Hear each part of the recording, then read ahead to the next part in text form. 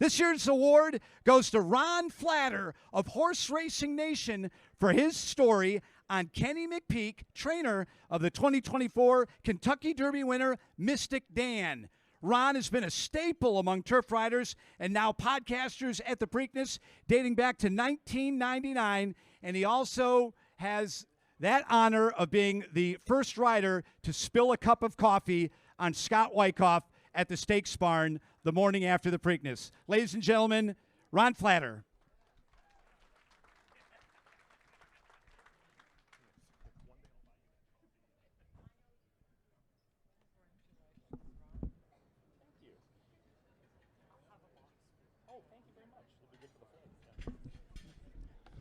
This will be good to enjoy dining on the flight home, actually. Quite nice. First of all, my thanks to Mark Midland, who is the CEO at Horse Racing Nation. He not only is keeping this old man employed, but he provides a stage for the sorts of stories like the one I wrote last year. My thanks also to Kenny McPeak, who actually shared details with me about Mystic Dan, and it was a small group of people he shared them with, and these were rather private details. If you haven't read the story yet that's in the program, Kenny was talking about how smart Mystic Dan is and how there were ways he would show how smart he is.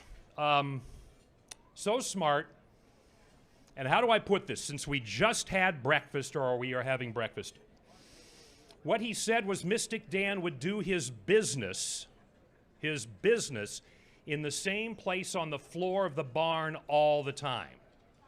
His business. All these years I've been accused of riding horse manure. Now I have been rewarded for it. So I want to thank everyone here for that. I did not know David Woods. I'm learning about the years he wrote for the old Evening Sun. And we should take time to ask about the people for whom these awards are named. If anything, we owe them at least the curiosity of the role that they played and why they ended up becoming names on these awards. And we should also resist those things that would tear down these traditions, like AI, for instance, which is the latest in a series of threats to honest and independent and entertaining coverage of racing. And for the record, AI played no role in the writing of my stories. Change is inevitable, but it should not come at the expense of important traditions like independent journalism, and it should not come at the expense of the Preakness in the spring in Maryland. May that go forever, and thank you again for this honor.